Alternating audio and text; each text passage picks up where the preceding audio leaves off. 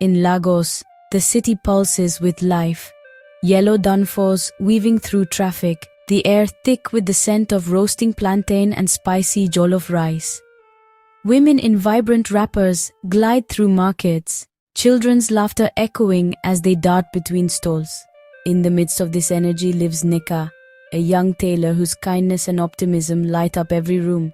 She isn't wealthy, but her heart is rich. She shares what she has, finds joy in simple things, and believes in building a life through hard work and love.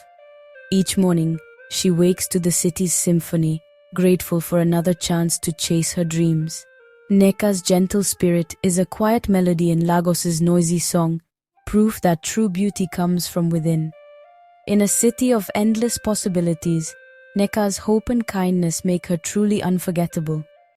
Nneka's heart belonged to Chuka, a charming young man who moved with an easy grace, a man whose laughter could fill a room. He wasn't just handsome, he possessed a genuine warmth that drew people to him. He came from a world of wealth and privilege, a world far removed from Nneka's own humble beginnings. Yet, despite the differences in their backgrounds, their connection was undeniable, a spark that ignited into a flame of love. Their love blossomed in the glow of evening walks along the Lagos coastline, the setting sun painting the sky with vibrant hues, mirroring the colors of their burgeoning romance. They shared dreams under the vast African sky, Nneka imagining a future filled with laughter echoing through the walls of their home, a home built on love, not the cold, hard foundations of luxury. She cherished their quiet moments, the stolen glances, the unspoken promises that hung in the air between them. She pictured their wedding, a simple, intimate affair, a dress she'd sew herself, each stitch imbued with love and hope. It would be a celebration of their commitment, a testament to their bond, a day focused on the depth of their love, not the superficiality of status or societal expectations. She envisioned close friends and family gathered, sharing in their joy, witnessing the beginning of their forever. Chuka's world, with its sprawling estates and high society gatherings, was undeniably different. It was a world of expectations and appearances, a world where lineage and wealth often dictated one's path. But Nneka, with her unwavering spirit, believed that love, true and unyielding, could bridge any gap, no matter how wide or seemingly insurmountable. Her friends, ever the playful confidants, teased her relentlessly about marrying into money, their voices laced with a mixture of envy and amusement. They joked about the lavish lifestyle that awaited her, the designer clothes and the endless parties, but she always replied, her voice firm and unwavering, "I'm marrying Chuka, the man I love, not his family's fortune. My heart chose him, and that's all that matters." She refused to let their doubts and assumptions cloud her judgment or diminish the purity of her feelings. She was ready to prove, with every fiber of her being, that a humble heart, filled with compassion and integrity, could be richer and more valuable than any bank account overflowing with gold. She knew that true wealth lay not in material possessions, but in the richness of one's character. Nneka's dream was never about acquiring wealth or climbing the social ladder. It was about building a life of mutual respect, unwavering partnership, and boundless joy with the man she loved. She held on to the hope that Chuka's family, despite their preconceived notions, would eventually see her true worth, recognizing the genuine love she held for their son. Her love was pure, untainted by ulterior motives, and her intentions were crystal clear. She wanted a home built on a foundation of kindness, understanding, and unwavering support, not on the shifting sands of gold and material possessions. For Nneka, love, in its purest form, was the greatest treasure of all, a treasure she was determined to protect and cherish above all else.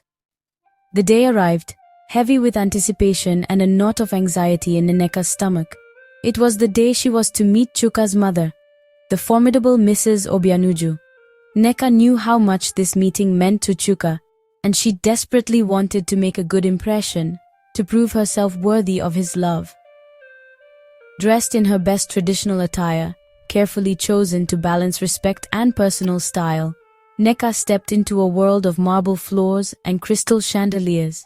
The air was thick with the scent of expensive perfumes and unspoken expectations. It was a world far removed from her own humble beginnings. Mrs. Obianuju greeted her with a cool smile that didn't quite reach her eyes. The pleasantries were brief, and soon the interrogation began. Mrs. Obianuju's questions were sharp, like well-aimed darts, each one designed to expose Nneka's vulnerabilities. Her judgment was swift and unyielding. "You are a tailor?" Mrs. Obianuju stated, her voice dripping with disdain. "My son Chuka needs a wife from a good family, someone who can uphold our family's reputation, not a girl from nowhere with calloused hands." The words hung in the air, heavy with prejudice and classism. The words cut deep, like shards of glass piercing her skin. Each syllable was a calculated blow, aimed at dismantling her confidence and shattering her dreams. But what hurt most, even more than the stinging insults, was Chuka's silence. He stood by, a passive observer, as his mother tore Nneka apart. He didn't defend her, didn't meet her eyes, offering no solace or support.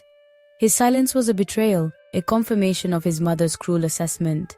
In that moment, Nneka's dreams shattered, like a fragile vase dropped on the marble floor. The woman she had hoped to call mother rejected her outright, dismissing her as unworthy. And the man she loved, the man she believed loved her in return, let it happen, offering no resistance to his mother's venom. The pain was raw and visceral, a burning ache in her chest. Her heart was wounded, not only by Mrs. Obianuju's pride and indifference, but also by Chuka's cowardice. She felt exposed and vulnerable, stripped bare of her dignity. In the midst of her pain, Nneka had a sudden, profound realization. She understood that love, no matter how strong or passionate, could not survive in an environment devoid of respect and support. It needed nurturing, protection, and a willingness to stand up for one another. With newfound clarity, she made a decision. She would not beg for acceptance or tolerate disrespect. She left the grand house, her head held high, her spirit bruised but not broken. She refused to let their prejudice define her. The city's vibrant colors seemed muted, reflecting her inner turmoil. The bustling streets felt cold and indifferent, but deep inside, a spark of resilience remained, refusing to be extinguished. Nneka knew she would have to embark on a journey of self-discovery, to find her own worth and validation, independent of the opinions of others. The sting of rejection was real, a painful reminder of the world's prejudices, but it would not define her future. She walked away from the opulent house and the shattered remnants of her dream, determined to heal her wounds, learn from the experience, and rise again, stronger and more self-assured than ever before. Nneka grieved deeply, the pain of betrayal cutting sharply. The dream she had woven, the future she had envisioned, seemed to crumble before her eyes. The initial shock gave way to a profound sadness, a weight that threatened to pull her under. But even in the depths of despair, a flicker of resilience remained. She didn't let heartbreak consume her entirely, allowing it to define her future. Remembering her mother's words, "Your worth is in who you are," words that echoed through the chambers of her heart, a lifeline in the storm. Her mother's wisdom, a constant source of strength, reminded her that her value wasn't tied to another person's actions or affections. It was inherent, unshakable, residing within her very being. She wiped her tears, a gesture of defiance against the sorrow that threatened to engulf her, and returned to her sewing. The rhythmic motion of the needle and thread became a form of therapy, a way to channel her emotions and rebuild her life stitch by stitch. Her creativity flourished, blossoming with newfound intensity. The vibrant colors and intricate designs she crafted reflected her inner strength and determination to rise above her circumstances.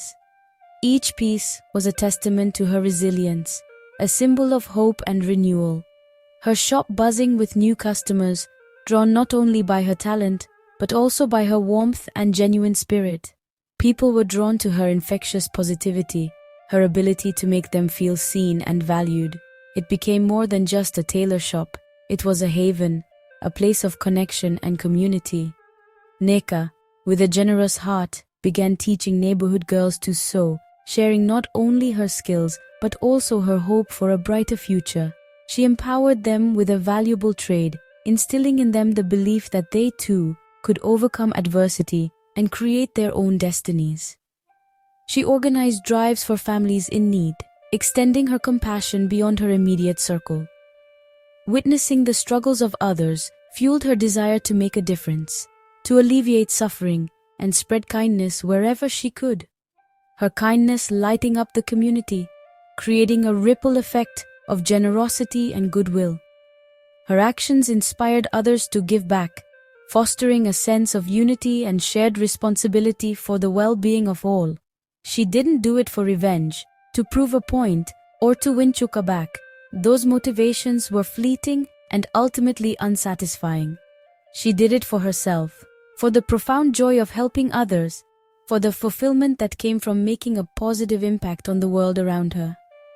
It was a journey of self-discovery, a path to healing and empowerment. Her dignity and grace, evident in every action and interaction, earned her deep respect from all who knew her. She carried herself with poise and integrity, becoming a role model for women and girls throughout the community. Nneka was building an empire, not of wealth and material possessions, but of kindness, compassion, and unwavering support for her community. Her true riches lay in the lives she touched and the positive change she inspired.